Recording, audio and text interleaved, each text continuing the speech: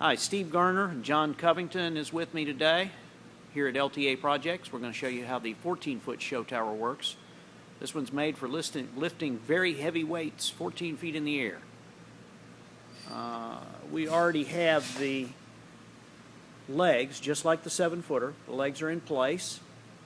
John's untying the outside of the bag.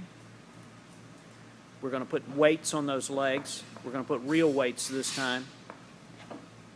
You can see the little D-rings where if you were outside, you might instead have stakes going through each of these D-rings.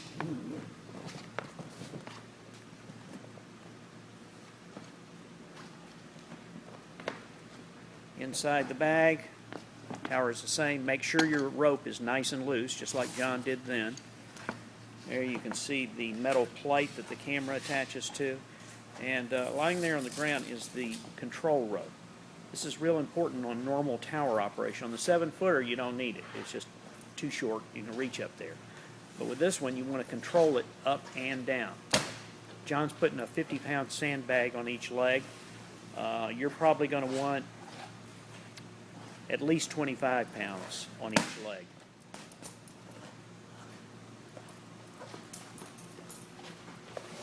Of course, lead weight bags are a lot more compact, but sand works. Probably given your show space, you'll probably want lead bags.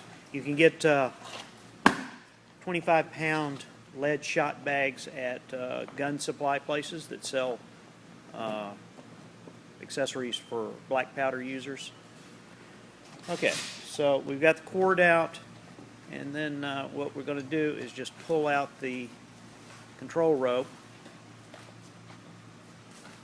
get it loose. Go ahead and pull the tower out. It's going to lay over this way, I believe, John, because of the opposite the intake vent. Oh, yes. All right. You basically do this just like a regular tower.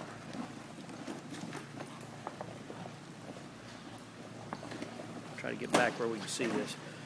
Blistering heat here today in Cookeville, so we're doing this inside. We figured out this thing barely inflates inside our building. Okay, inside this thing we've got the same setup as the other, exactly. The same blower system. You will notice there are 3 magnet mounts on the inside because of the weight of the 175 watt metal halide lamp. Can you stick that in there, John? Sure thing.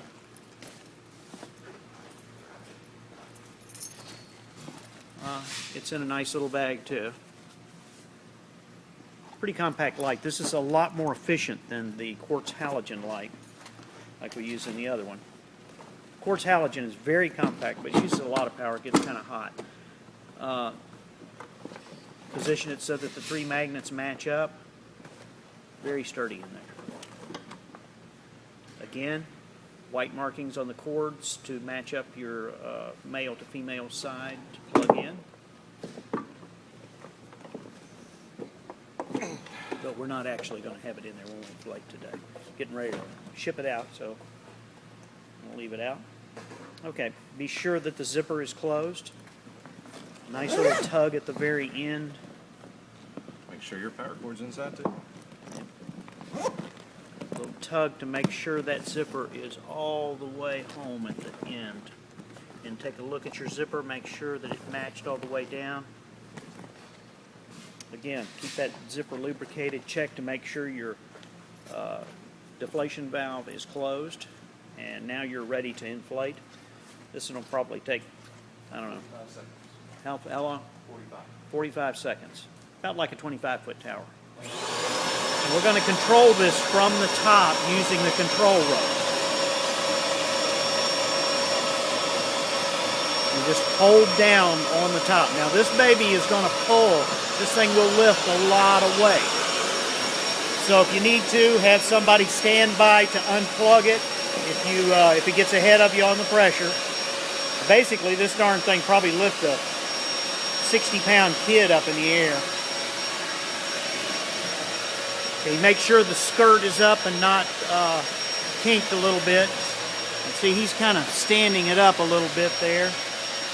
All right, now it's going to start lifting. Your camera's on the top. Now it would start lifting the camera. Let it up slowly. Just like that.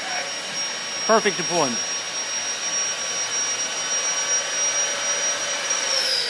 Blower kicks off. This baby will hold some weight. Give a little tug on that rope there, John, so they can see, get a sense of it. John's a strong guy. He's not budging the top of the tower. You will notice this one has little tabs at the halfway point. Tie off ropes for outside. You'll want to do that to steady the camera. Blower kicks back on briefly because for cloth stretch, after that it'll only come on very infrequently. Okay, so now to deflate it, do not open the zipper until after it is on the ground. Never open the zipper when it is inflated tightly, assuming you were able to. It's really not designed to open under those stresses. Instead, you open this little valve so the air starts coming out. And then as the pressure drops, of course you've unplugged it, otherwise the blower would come on. Now as the pressure drops, you put steady pressure on it until it bends over. You get probably pretty good. Okay, it's starting to kink just a little bit at the top. And then you just, this baby is tight. It'll lift a lot. Yep, there you go, finally. Now, with weight on there, obviously it'd come over a little sooner.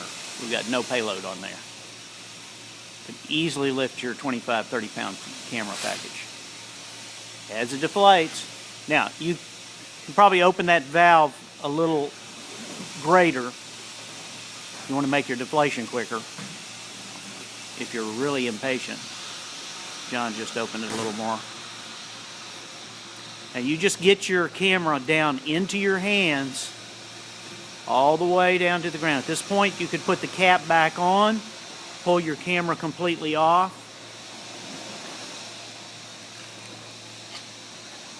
And basically, that's all there is to it. Notice the Velcro wiring channel there. That's where you run your coax cable, your power control wires, whatever you got for your camera there. All right, at this point now, after your camera is off, safely on the ground, you can close the deflation port and pull the main zipper, and you're down completely. Pack it up in the bag and you're ready to leave. That's all, folks. Thanks for listening in. LTA Projects. You can reach us if you have any questions at 877-897-5158.